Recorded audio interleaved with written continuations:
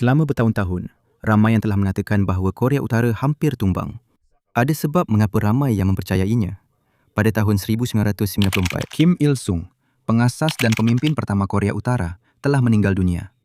Anak beliau, Kim Jong-il, mengambil alih kepimpinan. Namun, keadaan negara pada masa itu sangat sukar. Kesatuan Soviet yang telah lama menjadi penyokong penting Korea Utara telah runtuh. Ekonomi menjadi lemah.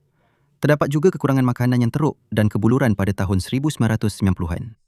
Disebabkan ini, para penganalisis perisikan di Amerika Syarikat turut mengkaji berapa lama lagi kerajaan Korea Utara mampu kekal berkuasa. Terdapat penilaian pada akhir 1990-an yang mengatakan sistem itu mungkin runtuh jika masalah ekonomi dan politiknya terus memburuk.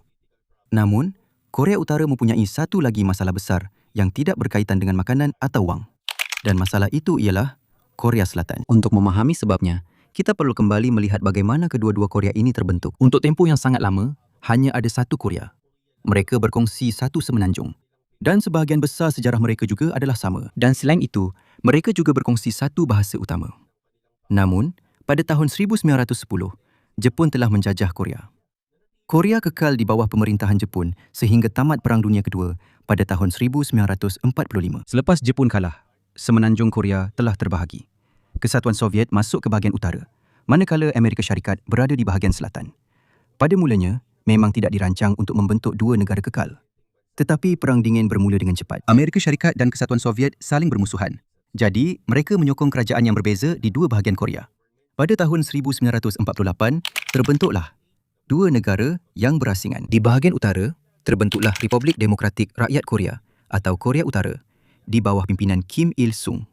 Di bahagian selatan pula, terbentuk Republik Korea atau Korea Selatan. Namun, kedua-dua kerajaan percaya bahawa semenanjung Korea sepatutnya bersatu semula. Tetapi, masing-masing mahu kerajaan mereka sendiri yang memerintah seluruh Korea.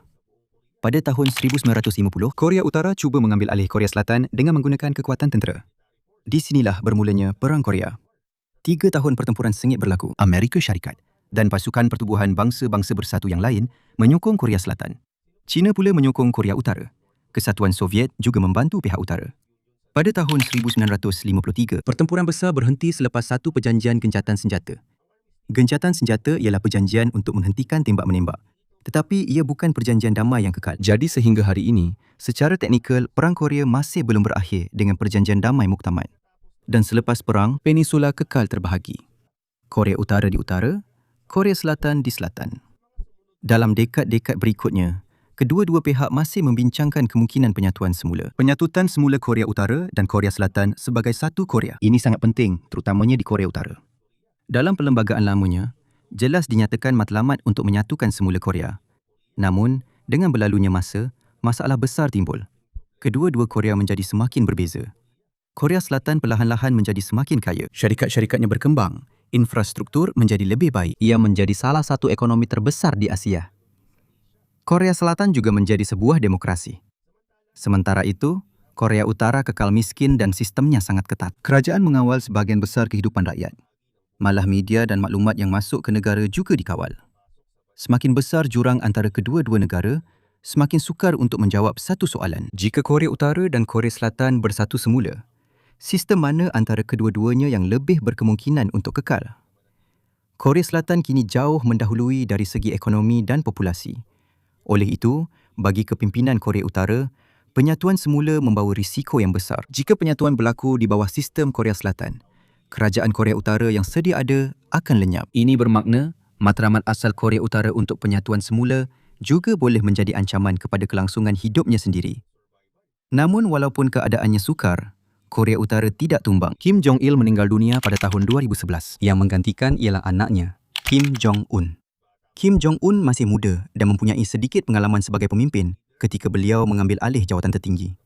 Oleh itu, sekali lagi timbul persoalan sama ada beliau mampu mengekalkan kerajaan. Namun, beliau tetap berkuasa. Di bawah pemerintahannya, program senjata nuklear dan peluru berpandu Korea Utara turut berkembang. Selepas itu, satu lagi cabaran besar melanda pada pangun tahun 2020. Apabila COVID-19 merebak, Korea Utara hampir menutup dirinya sepenuhnya daripada dunia luar. Sempadannya dikawal dengan ketat dan sebahagian besar perdagangan makanannya terjejas teruk. Kemasukan makanan dan barangan lain menjadi semakin sukar. Namun, sekali lagi kerajaan tidak tumbang. Dan apabila Korea Utara melepasi setiap krisis, Kim Jong-un mula mengubah idea asas tentang mengapa Korea Utara perlu terus wujud. Perubahan terbesar mula menjadi jelas pada tahun 2024. Kim Jong-un berkata bahawa Korea Selatan tidak lagi harus dianggap sebagai saudara atau sebahagian daripada satu negara yang suatu hari nanti akan disatukan semula. Sebaliknya, beliau menyifatkan hubungan antara kedua-dua pihak sebagai hubungan antara dua negara yang berasingan dan bermusuhan. Korea Utara juga telah mula menghapuskan beberapa organisasi kerajaan dan simbol yang berkaitan dengan penyatuan semula. Dan pada tahun 2026, perubahan itu menjadi lebih jelas. Dalam perlembagaan yang disemak semula yang dikeluarkan pada Mei 2026, bahagian lama yang menyatakan matlamat Korea Utara adalah penyatuan semula telah dibuang. Satu penerangan baru mengenai wilayah negara juga telah dimasukkan. Dinyatakan bahawa di utara Korea Utara adalah China dan Rusia, manakala di selatan pula adalah Republik Korea, iaitu nama rasmi Korea Selatan. Maksudnya mudah. Dalam pendirian rasmi baru Korea Utara, ia tidak lagi menggambarkan Korea Selatan sebagai sebahagian daripada satu negara yang perlu disatukan. Korea Selatan kini dianggap sebagai negara yang berasingan di seberang sempadan. Ini adalah perubahan yang sangat besar. Selama beberapa dekad, penyatuan semula adalah salah satu matlamat paling penting yang disebut oleh Korea Utara. Kini, perkara itu sendiri telah dikeluarkan daripada perlembagaan. Di sini kita dapat lihat apa yang telah dilakukan oleh Kim Jong-un untuk menangani masalah ini. Dia tahu bahawa Korea Selatan kini lebih kuat dan lebih kaya. Jadi, daripada berkeras tentang siapa yang patut memimpin Korea yang bersatu, dia memilih untuk menganggap Korea Utara dan Korea Selatan sebagai dua negara yang berasingan. Tetapi perubahan dalam perlembagaan hanyalah penghujung kepada kisah yang lebih panjang. Untuk memahami bagaimana Korea Utara berjaya bertahan daripada pelbagai masalah yang dijangka akan menjatuhkannya, kita perlu melihat apa sebenarnya yang telah dilakukan oleh Kim Jong-un di dalam negara dan bagaimana kedudukan Korea Utara berubah di luar negara. Untuk terus berkuasa, Korea Utara tidak hanya perlu mengatasi satu masalah sahaja. Terdapat 4 ancaman besar yang boleh menjatuhkan pemerintahannya. Yang pertama ialah kemungkinan perang dengan Amerika Syarikat. Selepas kejatuhan Kesatuan Soviet pada tahun 1991, hilanglah penyokong terkuat yang dahulunya menyokong Korea Utara. Itu merupakan masalah besar bagi Pyongyang. Sudah lama terdapat ketegangan antara Korea Utara dengan Amerika Syarikat, Korea Selatan dan Jepun. Pada tahun 1968, Korea Utara telah menahan USS Pueblo, sebuah kapal perisikan Amerika. Seorang anak kapal terbunuh dan lebih 80 orang Amerika telah dijadikan tawanan selama hampir 11 bulan. Pada tahun 1969 pula, Korea Utara telah menembak jatuh sebuah pesawat peninjau tentera laut ASS. Semua, 31 orang di dalamnya terkorban. Terdapat juga banyak serangan tentera dan pertempuran di Korea Selatan. Dan pada tahun 1970-an dan 1980-an, Korea Utara juga telah menculik beberapa warga negara Jepun. Akhirnya, Korea Utara sendiri mengakui bahawa beberapa penculikan itu memang berlaku. Jadi apabila Kesatuan Soviet runtuh, keadaan menjadi lebih berbahaya bagi Korea Utara. Negara besar yang dahulunya boleh menyokong mereka sekiranya berlaku peperangan besar sudah tiada lagi. Pada masa yang sama, Korea Utara juga mula membangunkan program senjata nuklear. Oleh itu, terdapat kebimbangan bahawa suatu hari nanti, ketegangan dengan Amerika Syarikat mungkin akan membawa kepada peperangan secara langsung. Dan jika itu berlaku, tentera Amerika mempunyai kelebihan yang sangat besar. Bahaya itu menjadi serius sekali lagi pada tahun 2017. Korea Utara ketika itu dengan pantas menguji senjata nuklear dan peluru berpandu jarak jauh. Kedua-dua pihak juga saling mengancam antara satu sama lain. Malah, pentadbiran Presiden Amerika Syarikat Donald Trump berkata, mereka sedang mengkaji pelbagai pilihan ketenteraan. Jadi, bagi kerajaan Korea Utara, masalah pertama adalah jelas. Bagaimana mereka boleh menghalang sebuah negara yang lebih kuat seperti Amerika Syarikat daripada cuba menjatuhkan kerajaan mereka? Tetapi, peperangan bukanlah satu-satunya masalah. Ancaman kedua ialah pengasingan Korea Utara daripada sebahagian besar dunia. Sejak tahun 2006, Majlis Keselamatan Pertubuhan Bangsa-Bangsa Bersatu telah melaksanakan sekatan terhadap Korea Utara. Disebabkan program nuklear dan peluru berpandunya, sekatan ini merupakan hukuman yang mengehadkan perniagaan dan perdagangan sebuah negara. Semakin Korea Utara meneruskan ujian nuklear dan peluru berpandu, semakin ketat sekatan-sekatan ini dikenakan. Penjualan beberapa produk Korea Utara telah dihadkan. Kemasukan beberapa bahan api, mesin dan perkara lain yang boleh membantu program ketenteraannya juga dihadkan. Ini merupakan masalah besar kerana tiada negara yang boleh hidup dengan mudah secara bersendirian. Mereka memerlukan makanan, bahan api, mesin, bahan mentah dan produk lain dari luar. Dan kerana perdagangan Korea Utara dengan banyak negara adalah terhad, mereka semakin bergantung kepada jiran terbesarnya, China. China adalah rakan dagang terpenting bagi Korea Utara. Sebahagian besar produk yang masuk ke Korea Utara datang dari China. Ini membantu ekonomi mereka terus berjalan. Tetapi ada masalah yang timbul sebagai gantinya. Apabila anda terlalu bergantung kepada satu negara, anda menjadi lemah apabila negara itu mengubah keputusannya. Jika China tiba-tiba mengetatkan bekalan bahan api, makanan dan perdagangan yang masuk ke Korea Utara, itu akan menjadi masalah besar untuk Pyongyang. Sebab itu, Korea Utara memerlukan China. Tetapi mereka juga tidak mahu terlalu bergantung kepada China. Dan itulah masalah besar yang kedua.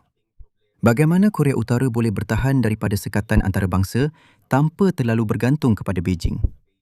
Seterusnya ialah ancaman ketiga, iaitu ekonominya yang lemah. Salah satu gambar paling terkenal tentang semenanjung Korea ialah yang diambil dari angkasa pada waktu malam. Korea Selatan sangat terang. Tetapi sebahagian besar Korea Utara hampir gelap. Sebabnya mudah. Korea Utara bekalan elektriknya lebih terhad dan infrastrukturnya lebih lemah. Tetapi masalah ekonomi lebih mendalam daripada itu. Pada tahun 1990-an, Korea Utara mengalami kebuluran yang teruk. Banyak sebab berlaku serentak. Bantuan besar dari Kesatuan Soviet hilang, ekonomi menjadi lemah. Terdapat masalah dalam pertanian dan pengagihan makanan. Negara itu juga dilanda bencana alam. Jumlah sebenar kematian tidak pasti kerana sukar untuk mendapatkan data yang boleh dipercayai dari Korea Utara.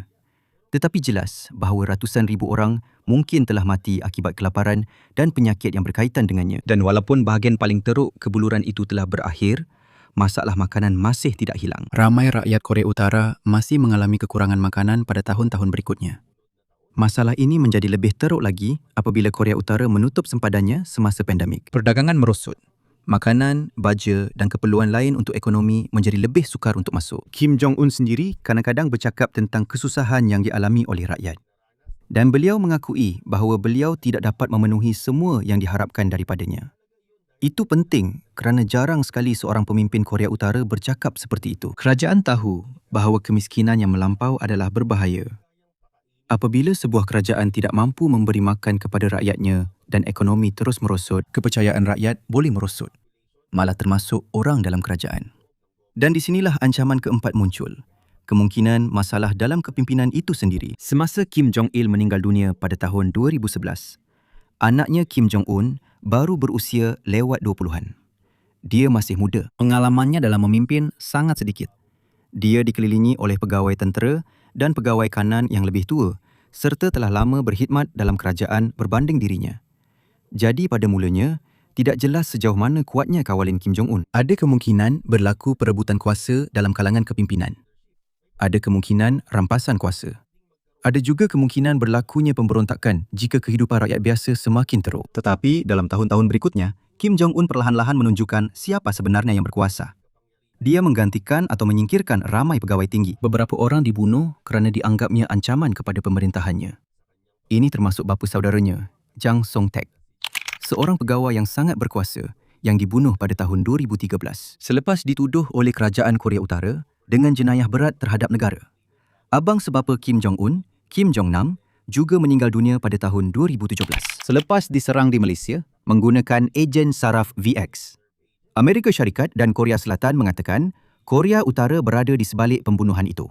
Satu tuduhan yang dinafikan oleh Pyongyang. Dari masa ke masa, menjadi jelas bahawa Kim Jong-un sendiri yang mengawal segalanya. Namun, masalah utama masih belum selesai. Dia perlu melindungi kerajaan daripada Amerika Syarikat. Dia perlu terus hidup walaupun berdepan sekatan yang berat. Dia perlu memastikan ekonomi yang lemah itu terus berfungsi. Dan dia perlu memastikan tiada sesiapa yang cukup kuat di dalam Korea Utara untuk menggulingkannya dari kuasa. Di banyak negara, walaupun hanya satu daripada masalah-masalah ini boleh menjadi krisis besar, di Korea Utara, semua masalah ini wujud serentak selama bertahun-tahun. Namun, kerajaan tidak tumbang. Sebaliknya, Korea Utara perlahan-lahan mencari jalan untuk menangani setiap satu daripadanya. Dan masalah pertama yang cuba diselesaikan adalah yang paling berbahaya sekali. Bagaimana untuk menghalang Amerika Syarikat daripada menyerang? Pada mulanya, Korea Utara cuba melakukannya dengan berunding dengan Washington. Korea Utara cuba mengurangkan ketegangan dengan Amerika Syarikat melalui perjanjian. Pada awal 1990-an, beberapa langkah telah diambil. Korea Utara dan Korea Selatan berusaha untuk menghalang pembangunan senjata nuklear di semenanjung Korea. Pada tahun 1992, kedua-dua Korea bersetuju untuk tidak membina atau menyimpan senjata nuklear. Selepas itu, Terdapat juga perbincangan secara langsung antara Korea Utara dan Amerika Syarikat. Pada tahun 1994, mereka membuat satu perjanjian yang dipanggil Agreed Framework. Pelan itu mudah. Korea Utara akan menghentikan beberapa bahagian daripada program nukliernya. Sebagai balasan, mereka akan dibantu untuk mendapatkan tenaga dan reaktor nuklear baru yang hanya untuk penjanaan elektrik. Pada mulanya, terdapat kemajuan, tetapi lama-kelamaan terdapat masalah dalam pelaksanaan perjanjian itu. Kedua-dua pihak mula hilang kepercayaan antara satu sama lain. Beberapa projek yang dijanjikan telah tertunda. Sementara itu, keraguan terhadap aktiviti nuklear Korea Utara terus wujud. Menjelang awal 2000-an, perjanjian itu akhirnya runtuh sepenuhnya. Di sinilah strategi Pyongyang berubah. Sebaliknya, daripada hanya bergantung kepada perjanjian untuk mengelakkan peperangan, Korea Utara membangunkan senjata yang boleh menghalang musuh daripada menyerang secara langsung. Senjata nuklear. Pada tahun 2006, Korea Utara menjalankan ujian nuklear pertamanya. Ia diikuti dengan beberapa ujian lain selepas itu. Pada masa yang sama, negara itu juga membangunkan peluru berpandu yang lebih kuat dan mampu pergi lebih jauh. Itu penting kerana senjata nuklear tidak berguna sebagai ancaman kepada Amerika Syarikat jika tiada cara untuk mencapai sasaran yang jauh. Oleh itu, Korea Utara membangunkan ICBM. ICBM ialah peluru berpandu jarak jauh yang mampu membawa kepala peledak nuklear ke benua lain. Pada tahun 2017, Korea Utara telah menguji peluru berpandu yang menunjukkan ia boleh mencapai sebahagian besar Amerika Syarikat. Tiba-tiba, ancaman kepada Washington berubah secara mendadak. Dulu, seorang Presiden Amerika mungkin berfikir bahawa mereka boleh menyerang Korea Utara dan menjatuhkan pemerintahannya. Tetapi apabila terdapat kemungkinan Korea Utara boleh membalas dengan senjata nuklear, harga yang perlu dibayar untuk peperangan akan menjadi sangat tinggi. Ini tidak bermakna Korea Utara pasti boleh memusnahkan sebuah bandar Amerika jika berlaku perang nuklear.